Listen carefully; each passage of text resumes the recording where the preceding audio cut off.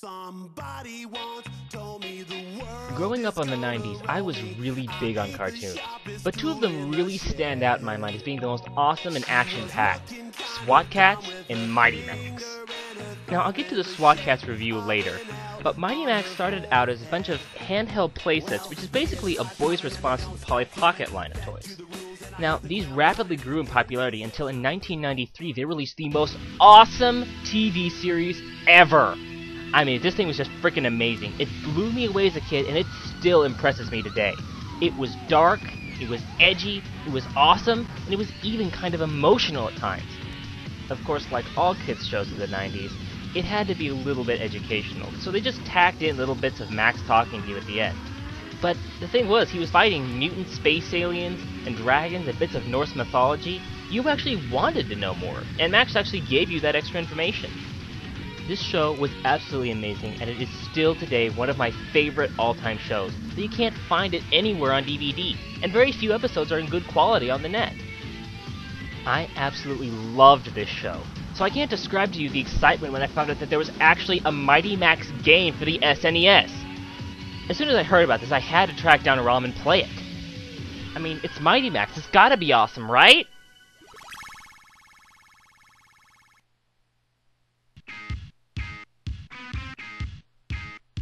Wait, what is this we're listening to?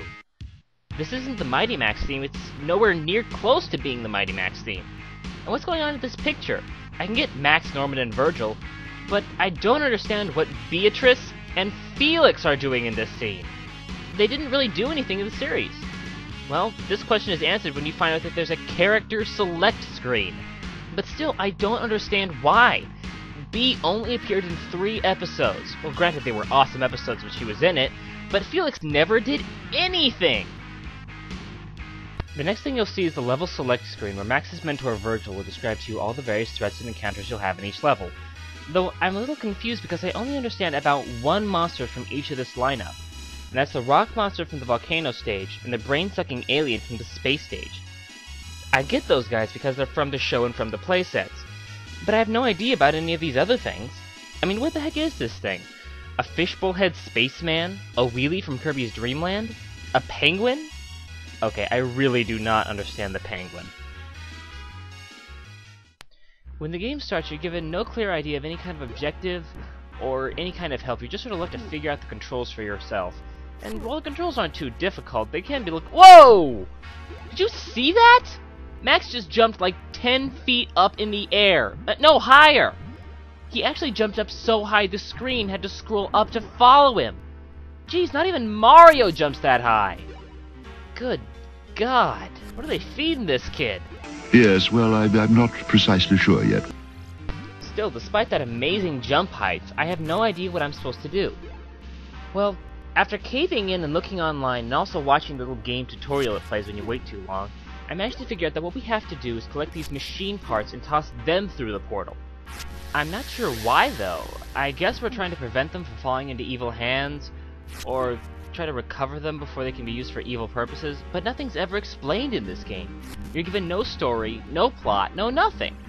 Where this game really starts getting confusing is your inventory at the top of the screen. I only understand about 3 things immediately. I get your lives, I get your health, and I get your score. But that's it.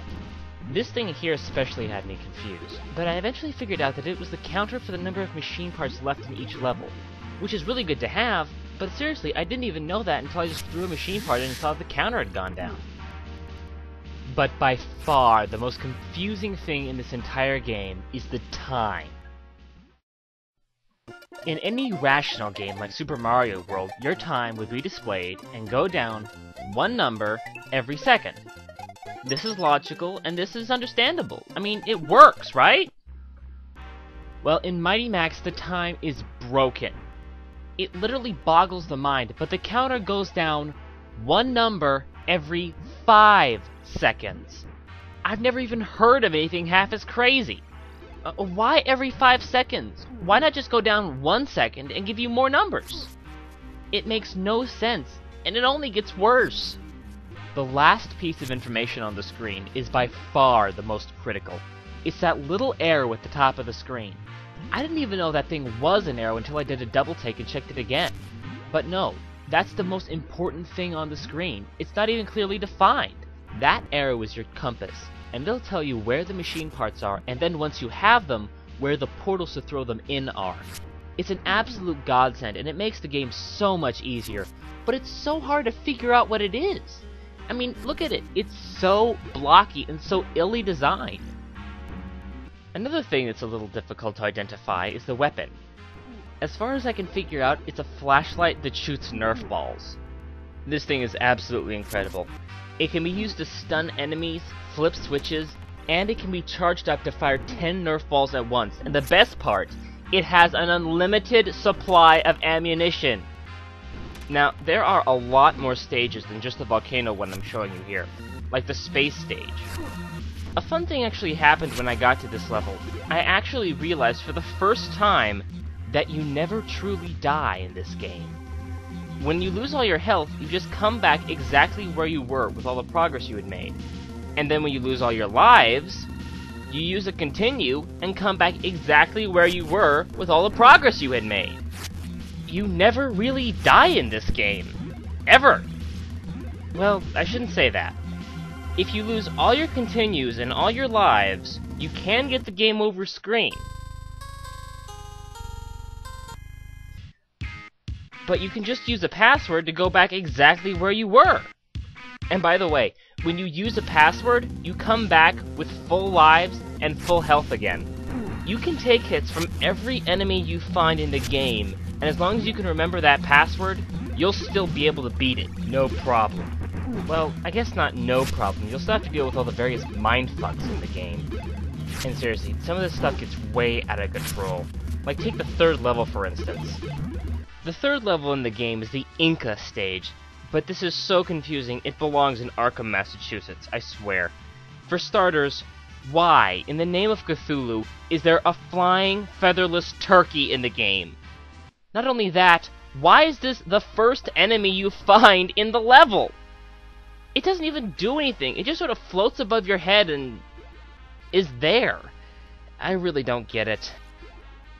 Another thing I don't quite get is why, if we're supposed to be in South America, are there pharaoh's heads and Egyptian mummies walking around?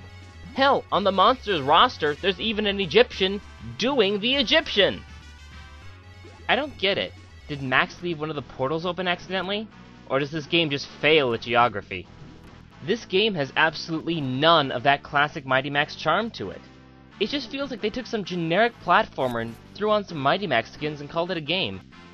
You know, actually, all this picking up things and throwing them around kind of reminds me of something.